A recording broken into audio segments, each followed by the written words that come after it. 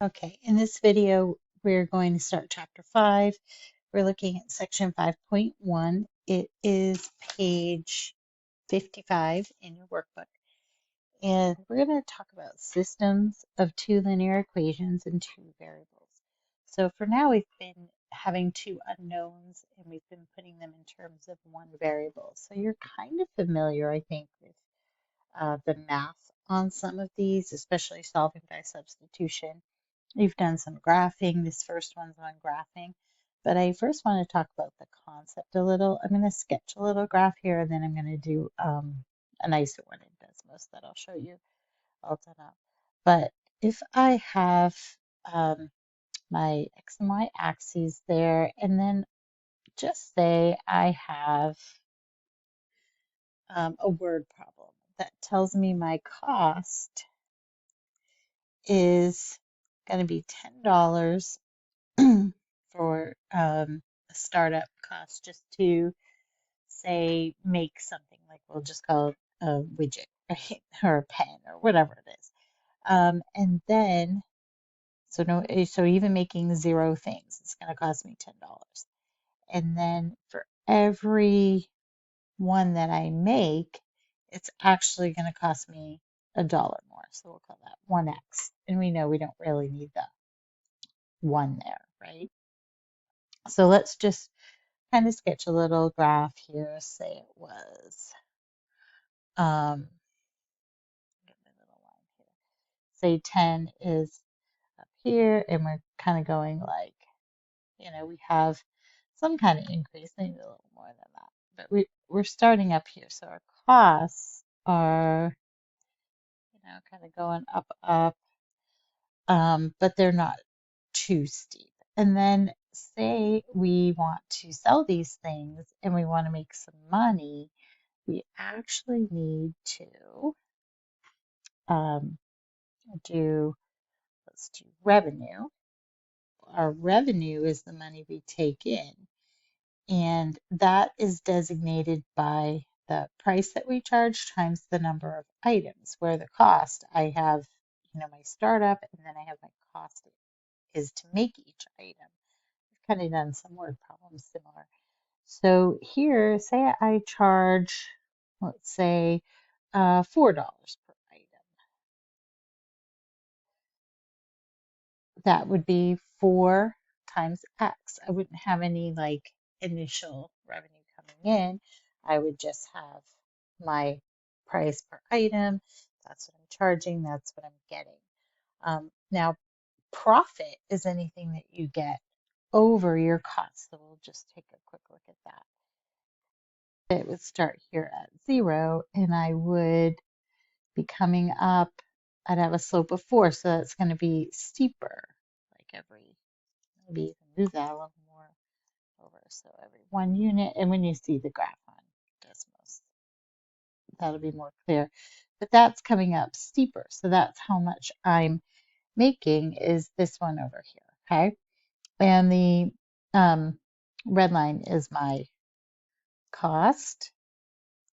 So we're going to call that the C function. And then we have the, the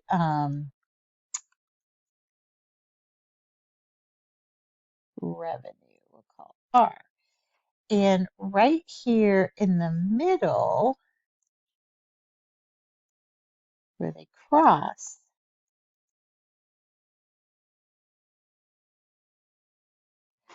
the intersection is where one equals the other.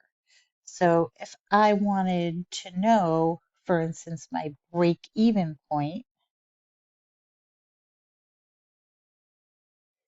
I could graph each of these equations and figure out my solution. And that's what we're doing here. We can do that by graphing. We can also, that's what we do in 5.1. We can also set the equations equal to each other. You can set C equal to R and solve algebraically. And that is kind of what you've been doing in some of the problems, especially when you've had two distances equal to each other. You could have graphed those to find your x value, and then plug that in to find your y value. You could also have what you really did was solve algebraically. Some of the mixture problems, same thing. You kind of substituted one inside the other. That's called solving by substitution. So we have these different methods. We're going to add one more thing in, which is called solving by addition, but it's really you're eliminating one of the variables. So you get opposite sides. And that's probably new algebraically for you, but the first two things, the graphing and the solving by substitution, is pretty much you have those skills, you're just using them and applying them in a new way to solve problems, which is pretty cool. So we're going to start with, after I do this introduction and show you what it looks like in Desmos, and what those values would be, we're going to break it down and just do the skill work. And then at the end, in the last section of this chapter, we'll do some word problems. This is a website that we use a lot. You can actually get an app for your phone too, which is really nice. It's just desmos.com, and then you can choose the calculator.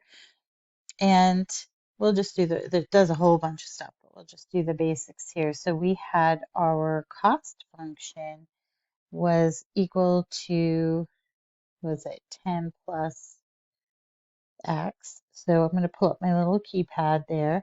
So I'm going to put in 10, and you don't put the c equals part, just put 10 plus x, and there is my line for that. I'm going to shrink it down.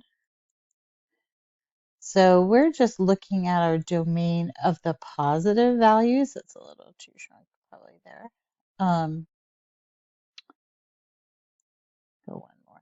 So we're not going to include any of these negatives over here. We're just looking at this part.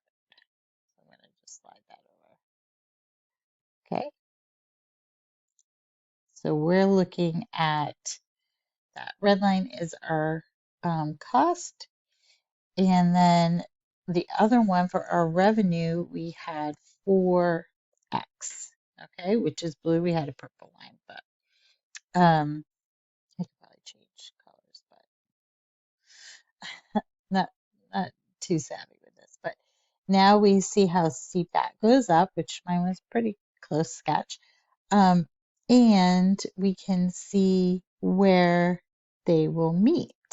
So now we're looking at this and we can touch that point, and it tells us that is 3.333, so 3 1/3 and 13 1/3. That means when I make